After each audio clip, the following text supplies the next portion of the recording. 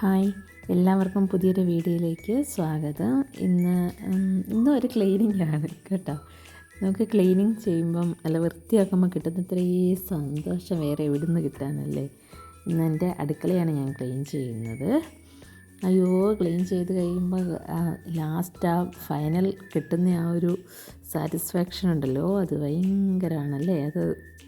അത് എല്ലാവർക്കും മനസ്സിലാവില്ലല്ലേ. അതങ്ങനെ ഈ ക്ലീനിങ്ങിനോട് ഭയങ്കര ഇതുള്ളവർക്കേ മനസ്സിലാവത്തുള്ളൂ. അങ്ങനെ ഞാൻ ജനലും ഇതുമെല്ലാം കഴിഞ്ഞ ദിവസം ഞാൻ കിച്ചൺ ക്ലീൻ ചെയ്തില്ലായിരുന്നേ. ബാക്കിയെല്ലാം ജനലെല്ലാം തുടച്ച് ക്ലീൻ ചെയ്തു. കിച്ചൺ ഞാൻ സെപ്പറേറ്റ് ചെയ്യാമെന്ന് വെച്ചിട്ട് കിച്ചൺ ഞാൻ ക്ലീൻ ചെയ്തില്ലായിരുന്നു. അതുകൊണ്ട് ജനലും എല്ലാം തുടച്ച് വൃത്തിയാക്കണം. അവിടെ കയറി ഇരുന്നിട്ട് വേണം തുടയ്ക്കാൻ. അല്ലാതെ അവിടെ നമുക്ക് ഇങ്ങനെയുള്ള സ്ഥലമായതുകൊണ്ട് എത്തത്തില്ല. കയറി ഇരുന്ന് തുടയ്ക്കണം. പിന്നെ കുറേ മണി പ്ലാന്റ് ഉണ്ട് കേട്ടോ എനിക്ക്. മണി പ്ലാന്റ് എല്ലാം വെള്ളവും എല്ലാം മാറ്റി, അത് ഞാൻ ഇടയ്ക്കിടയ്ക്കേ വെള്ളം മാറ്റുന്നതാണേ. പിന്നെ അതെല്ലാം ഒന്ന് കഴുകി തുടച്ച് കുപ്പിയെല്ലാം ഒന്ന് കഴുകി എടുത്ത് വെക്കും. മണി പ്ലാന്റ് നല്ലോണം ഇവിടെ വളരുന്നുണ്ട് കേട്ടോ. ഒന്നാമത് ജനലിൻ്റെ സൈഡിൽ വെക്കുന്നുണ്ടല്ലോ, നല്ല വെളിച്ചടിക്കുന്നുണ്ടല്ലോ, അതുകൊണ്ടാണെന്ന് തോന്നുന്നു നന്നായിട്ട് വളരുന്നുണ്ട്. പിന്നെ എന്നാ നമ്മൾ ക്ലീൻ ചെയ്യാൻ തുടങ്ങിയാൽ പിന്നെ ക്ലീൻ ചെയ്യാനേ ഉള്ളൂ അല്ലേ. എല്ലാം ക്ലീൻ ചെയ്യാൻ തോന്നും. ഒന്നും അവിടെ പിന്നത്തേക്ക് വെച്ചേക്കാൻ തോന്നത്തേയില്ല. എല്ലാം ക്ലീൻ ചെയ്ത് വെച്ചാലേ ഒരു സമാധാനമുള്ളൂ. എന്താണെന്നറിയത്തില്ല. പിന്നെ നമ്മളെപ്പോഴും ഉണ്ടല്ലോ, നമ്മുടെ കിച്ചൺ എപ്പോഴും നല്ല നീറ്റായിരിക്കാനും കുറച്ച് കാര്യങ്ങൾ ശ്രദ്ധിച്ചാൽ നമുക്ക്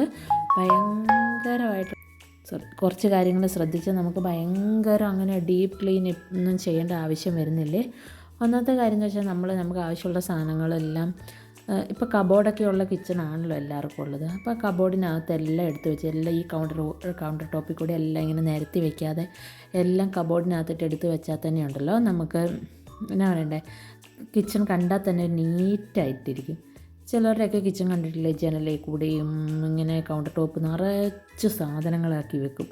അങ്ങനെയൊക്കെ ആകുമ്പോൾ നമ്മൾ എന്നാ പറയണ്ടേ, ആരെങ്കിലും ഒന്ന് പെട്ടെന്ന് വീട്ടിലേക്ക് വരുന്നത് കാണുമ്പോഴത്തേനും ഓടി പിടിച്ച് ക്ലീൻ ചെയ്യാൻ നിൽക്കണം. അപ്പോൾ നമ്മളെല്ലാം ഇപ്പോൾ എല്ലാ വീടുകളിൽ തന്നെ അങ്ങനെ കുറവല്ലേ വീടുകളിൽ കബോർഡൊക്കെ ഇല്ലാത്ത വീടുകളല്ലേ. അപ്പോൾ ഉള്ളത് നമ്മൾ ഇനിയിപ്പോൾ കബോർഡ് ഇല്ലെങ്കിലും എല്ലാം ഒന്ന് അടുക്കി പെറുക്കി എടുത്ത് വയ്ക്കുക. അതുപോലെ നമ്മൾ കിച്ചണിലെ പണിയൊക്കെ ഏകദേശം തീർന്നു കഴിയുമ്പോൾ എല്ലാം ഒന്ന് തുടച്ച് വൃത്തിയാക്കി ഇടുവാണെങ്കിൽ നമുക്കങ്ങനെ വലിയൊരു ഡീപ്പ് ക്ലീനിങ്ങിൻ്റെ ആവശ്യം വരുന്നില്ലേ. എല്ലാം ഒന്ന്, അതുപോലെ തന്നെ രാത്രി കിടക്കുമ്പോഴാണെങ്കിലും എല്ലാം ഒന്ന് തുടച്ച് പെറുക്കി ഇട്ടിട്ടൊക്കെ കിടക്കുവാണെങ്കിൽ നമുക്ക് അത്രയും ഒരു ഒത്തിരി അങ്ങോട്ട് അടുത്ത് ക്ലീൻ ചെയ്യേണ്ട ആവശ്യം വരുന്നില്ല. ഇതൊക്കെ ഞാൻ ഇടയ്ക്കിടയ്ക്ക് ഇവിടെ ചെയ്യുന്നതാണ്. പിന്നെ എന്നാന്ന് വെച്ചാൽ ഈ പൊടികളും ഈ മല്ലിപ്പൊടി, മസാലപ്പൊടി അങ്ങനെ പൊടികളൊക്കെ ഉണ്ടല്ലോ, നമ്മൾ ടിന്നിനകത്തിട്ട് എടുത്ത് വെക്കുവാണെങ്കിൽ ഉണ്ടല്ലോ, ഇങ്ങനെ ഒന്ന് ഈ കൗണ്ടർ ടോപ്പിൽ നിരന്ന് കിടക്കുമല്ലോ. നമ്മളിങ്ങനെ പോകുമ്പോൾ ഓരോരുത്തരുടെ കിച്ചണിൽ കാണും ഇങ്ങനെ പൊടിയെല്ലാം കവറോട് കൂടി ഇങ്ങനെ പൊട്ടിച്ച് അങ്ങനെ തന്നെ വെച്ചേക്കുക. അങ്ങനെയൊക്കെ വെക്കുമ്പോൾ എന്തൊരു വൃത്തികേടല്ലേ കിച്ചൺ കാണാൻ. അതെല്ലാം ഒരു ടിന്നിനകത്തിട്ട്, ഇപ്പോൾ ടിന്ന് പൈസ കൊടുത്ത് വാങ്ങിക്കാൻ പറ്റിയില്ലെങ്കിലും എന്തെങ്കിലുമൊക്കെ ഐസ്ക്രീമിൻ്റെ അങ്ങനെയൊക്കെ ഞങ്ങളൊക്കെ പണ്ട് അങ്ങനെയൊക്കെ ആട്ടോ യൂസ് ചെയ്തുകൊണ്ടിരുന്നത്. അന്നൊന്നും ഇങ്ങനെ പൈസ ഇല്ലല്ലോ ഇപ്പം ഞാൻ ടിന്നൊക്കെ മേടിച്ച് വെച്ചു. നേരത്തെയൊന്നും പൈസ ഇല്ലല്ലോ നമുക്ക് അങ്ങനെ വാങ്ങിച്ചു വെക്കാൻ. അപ്പോൾ അതിന് ഐസ്ക്രീമിൻ്റെ ടിന്നുകൾ അമ്മ അങ്ങനെ എടുത്ത് വെക്കും. ഇങ്ങനെ ഓരോ ടിന്നുകളൊക്കെ കിട്ടുന്ന, ഓരോ സാധനം മേടിക്കുമ്പോൾ കിട്ടുന്ന എല്ലാ ടിന്നുകളും എടുത്ത് വെക്കും. പിന്നെ ഈ കടയിലൊക്കെ ഉണ്ടല്ലോ, സാധനം മേടിക്കാൻ പോകുമ്പോഴൊക്കെ ചോദിച്ച് വാങ്ങിക്കും. മുട്ടായിയുടെ പാട്ടകളൊക്കെ ഉണ്ടല്ലോ, അതൊക്കെ ചോദിച്ച് അമ്മ മേടിച്ചിട്ട് വരുവേ. എന്നിട്ട് അതിനകത്തെടുത്ത് വെച്ച് അതിനകത്തിട്ട് എല്ലാം എടുത്ത് വെക്കും. അപ്പോൾ തന്നെ നമ്മൾ ഈ കൗണ്ടർ ടോപ്പ് ക്ലീൻ ആയാൽ തന്നെയും നമ്മുടെ കിച്ചൺ നീറ്റാകും. അങ്ങനെ എല്ലാം അടുക്കി പെറുക്കി വെക്കുവാണെങ്കിൽ തന്നെ ഉണ്ടല്ലോ, അതുപോലെ തുടച്ചും വൃത്തിയാക്കി ഇടയ്ക്ക് ഒരു മാസത്തിൽ 1-2 പ്രാവശ്യമെങ്കിലും ഒന്ന് ഡീപ്പായിട്ട് ക്ലീൻ ചെയ്താൽ മതിയാവും, എന്നും തുടയ്ക്കുവാണെങ്കിൽ.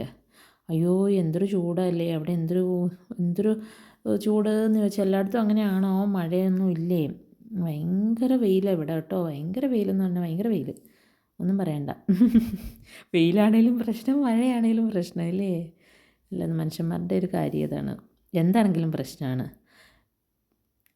പിന്നെ എന്താണെന്ന് വെച്ചാൽ നമ്മൾ ഈ കഴിച്ച പാത്രങ്ങളും ആ സാധനങ്ങളൊക്കെ ഉണ്ടല്ലോ, നമ്മൾ അന്നേരം അങ്ങ് കഴുകി വെക്കുക. ഇങ്ങനെ ഒരുപാട് വാഷ് ബേസിൻ നിറച്ച് പാത്രങ്ങൾ കിടന്നു കഴിയുമ്പോൾ നമുക്ക് തന്നെ മടിയാവും ഇതെല്ലാം ഒന്ന് കഴുകി ഒതുക്കാൻ വേണ്ടി.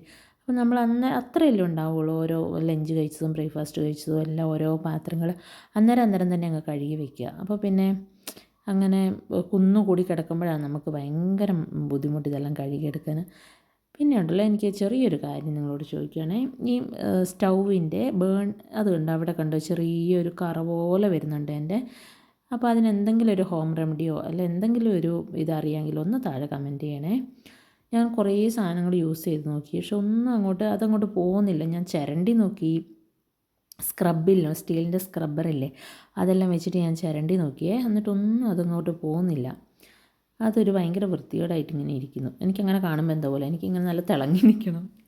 അതുകൊണ്ട് ആർക്കെങ്കിലും ഇതിൻ്റെ എന്തെങ്കിലും ഒന്ന് കാര്യങ്ങൾ അറിയുന്നെങ്കിൽ ഒന്ന് കമൻറ്റ് ചെയ്യണം കേട്ടോ.